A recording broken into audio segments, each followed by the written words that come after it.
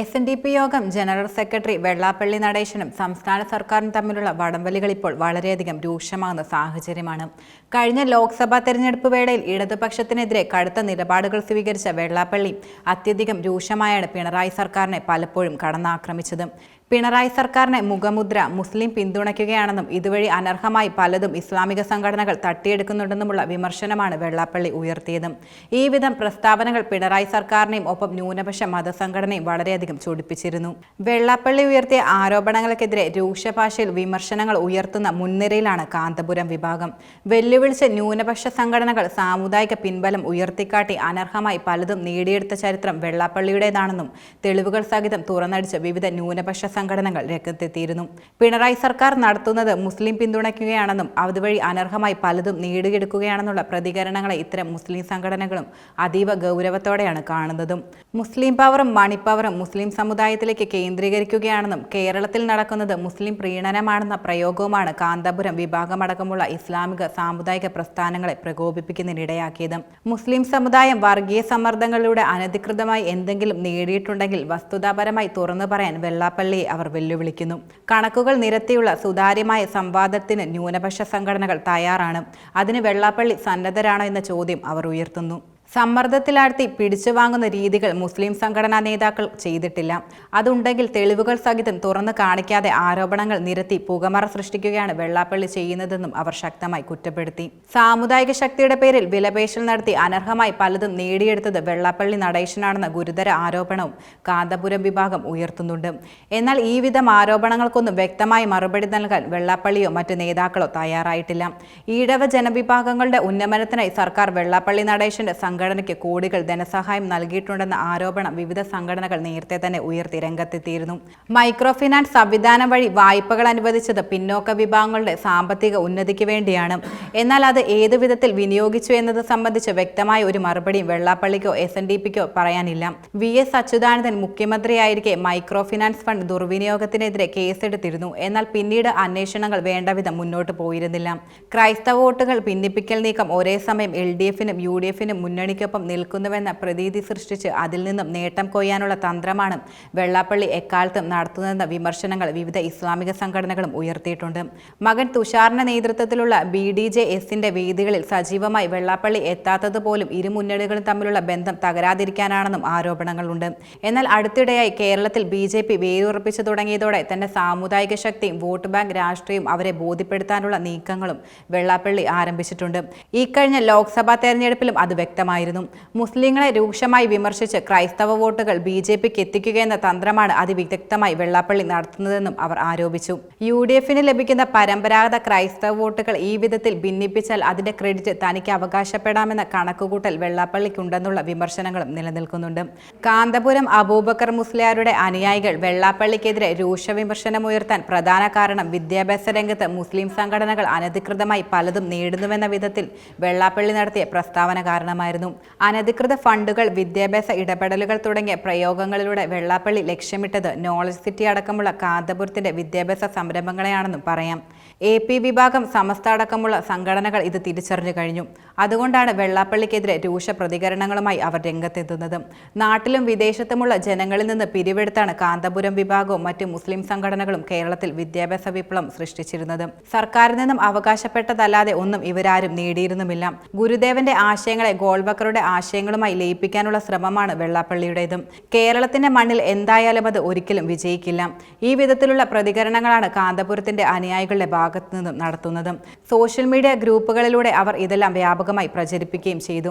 SNDP yoga നേതൃത്വം അതിവിദഗ്ധമായി ഒതുക്കി തീർക്കാൻ ശ്രമിക്കുന്ന കോടികളുടെ മൈക്രോ ഫിനാൻസ് ഇടപാടുകളടക്കം തുറന്ന ചർച്ചയായി മാറ്റാനുള്ള നീക്കത്തിലാണ് ഇതര ന്യൂനപക്ഷ സാമുദായിക സംഘടനകൾ എന്നത് യാഥാർത്ഥ്യമാണ്.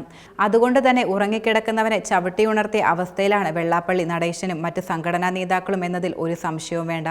മുസ്ലിം സാമുദായിക നേതാക്കൾ സർക്കാരിനെ സമ്മർദ്ദത്തിലാഴ്ത്തി അനധികൃതമായി പലതും നേടിയെടുക്കുകയാണെന്നും ഹൈന്ദവ സംഘടനകളെ സർക്കാർ അവഗണിക്കുകയാണെന്നും SNDP യോഗം ജനറൽ സെക്രട്ടറി വെള്ളാപ്പള്ളി നടേശൻ രൂക്ഷമായ ഭാഷയിൽ വിമർശിക്കുകയുണ്ടായി. ഇത് കാന്തപുരത്തെ പോലുള്ള സാമുദായിക നേതാക്കളെ ലക്ഷ്യമിട്ടാണെന്നുള്ളത് വ്യക്തമാണ്. സാമ്പത്തിക ശക്തിയും ഒപ്പം അധികാരശക്തിയും മുസ്ലിം സമുദായത്തിലേക്ക് കേന്ദ്രീകരിക്കുകയാണെന്നും കേരളത്തിൽ നടക്കുന്നത് മുസ്ലിം പ്രീണനമാണെന്നുമുള്ള വെള്ളാപ്പള്ളി നടേശൻ ശക്തമായി ആരോപിക്കുന്നു. ഇതിനെതിരെ കാന്തപുരത്തിന്റെ അനുയായികളും ഇതര ന്യൂനപക്ഷ സംഘടനകളും രംഗത്ത് വന്നു. മൈക്രോ ഫിനാൻസ് വിവാദം വീണ്ടും സജീവമായതോടെ പിന്നീട് ലോക്സഭാ തെരഞ്ഞെടുപ്പിൽ BJPക്ക് അനുകൂല സമീപനം കൈക്കൊണ്ട വെള്ളാപ്പള്ളിക്കെതിരെ സർക്കാരും കരുക്കൾ നീക്കിയത് ഈ സാഹചര്യത്തിലാണെന്നതും ശ്രദ്ധേയമാണ്. അത് അക്ഷരാർത്ഥത്തിൽ ശരിവെച്ചുകൊണ്ടാണ് തുഷാർ വെള്ളാപ്പള്ളിക്കെതിരെ ഇപ്പോൾ പോലീസ് കേസെടുത്തത്. SNDP യോഗം വൈസ് പ്രസിഡന്റായ തുഷാർ വെള്ളാപ്പള്ളി നിലവിൽ BDGS ചെയർമാനും NDA സംസ്ഥാന കൺവീനർ സ്ഥാനവും വഹിക്കുന്നുണ്ട്. മൈക്രോ ഫിനാൻസ് തട്ടിപ്പ് കേസിൽ തുഷാർ വെള്ളാപ്പള്ളി രണ്ടാം പ്രതിയാക്കിയാണ് പോലീസ് കേസെടുത്തത്. SNDP യോഗം ചേർത്തല യൂണിയനിൽ ഉൾപ്പെട്ട പള്ളിപ്പുറം ശാഖയിലേതും ഗുരുചൈതന്യം സ്വയം സഹായ സംഘത്തിന്റെ പരിധിയിലാണ് ചേർത്തല പോലീസ് കേസ് രജിസ്റ്റർ ചെയ്തത്. വിശ്വാസവഞ്ചന, ചതി എന്നിവ ഉൾപ്പെടുത്തി ജാമ്യമില്ലാ വകുപ്പുകൾ ചുമത്തിയാണ് കേസ്. മൈക്രോ ഫിനാൻസ് തട്ടിപ്പ് നടക്കുമ്പോൾ തുഷാറായിരുന്നു യൂണിയൻ അഡ്മിനിസ്ട്രേറ്റീവ് കമ്മിറ്റി ചെയർമാൻ. അന്ന് കൺവീനർ ആയിരുന്ന അന്തരിച്ച KK മഹേശൻ ഒന്നാം പ്രതിയും ഓഫീസ് സ്റ്റാഫ് സുരേന്ദ്രൻ മൂന്നാം പ്രതിയുമായിരുന്നു. പിന്നോക്ക ജനവിഭാഗങ്ങളുടെ ക്ഷേമത്തിനായി സർക്കാർ അനുവദിച്ച മൈക്രോ ഫിനാൻസ് ഫണ്ട് SNDP യോഗം നേതൃത്വം അറിഞ്ഞുകൊണ്ട് വഴിമാറ്റി ചെലവഴിക്കുകയാണെന്ന വിമർശനം നേരത്തെ തന്നെ ഉയരുകയുണ്ടായി. വെള്ളാപ്പള്ളി നടേശൻ മുസ്ലിം സാമുദായിക നേതാക്കളെ രൂക്ഷമായി വിമർശിച്ചപ്പോഴാണ് SNDP യോഗം മൈക്രോ ഫിനാൻസ് തട്ടിപ്പുകൾ വീണ്ടും ഉയർത്തി ഇതര സാമുദായിക സംഘടനകൾ രംഗത്തെത്തിയത്.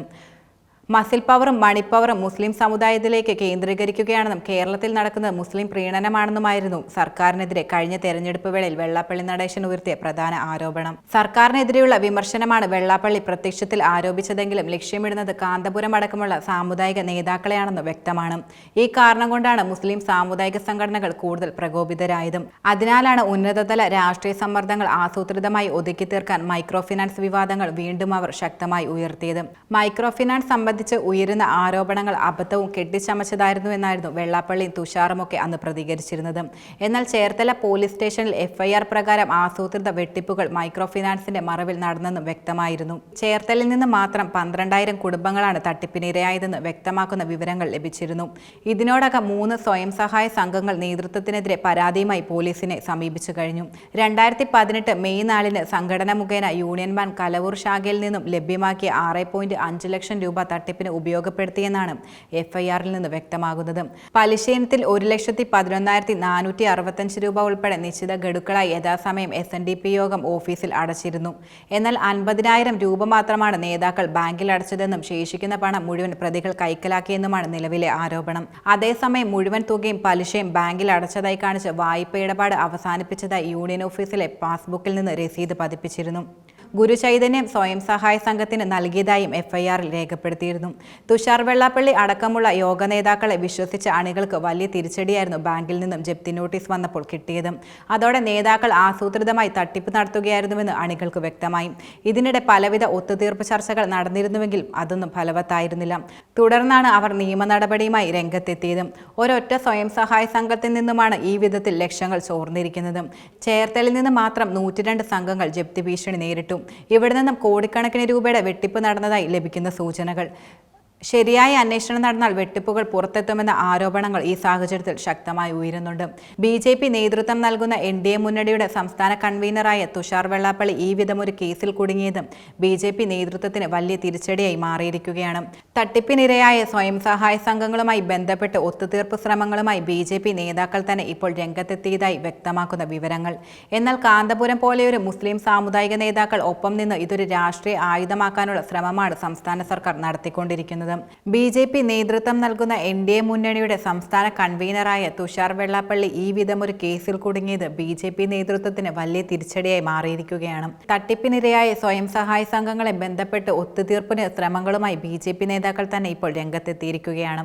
കാന്തപുരം പോലെയൊരു മുസ്ലിം സാമുദായിക നേതാക്കൾ ഒപ്പം നിന്ന് ഇതൊരു രാഷ്ട്രീയ ആയുധമാക്കാനുള്ള ശ്രമമാണ് സംസ്ഥാന സർക്കാർ നടത്തിക്കൊണ്ടിരിക്കുന്നത്. എന്തുതന്നെയായാലും മൈക്രോ ഫിനാൻസ് സംഭവ വികാസങ്ങൾ കേരള രാഷ്ട്രീയത്തിൽ പിടിച്ചുകുലക്കുമെന്ന വിധത്തിൽ വളരുമെന്നതിൽ ഒരു സംശയവുമില്ല.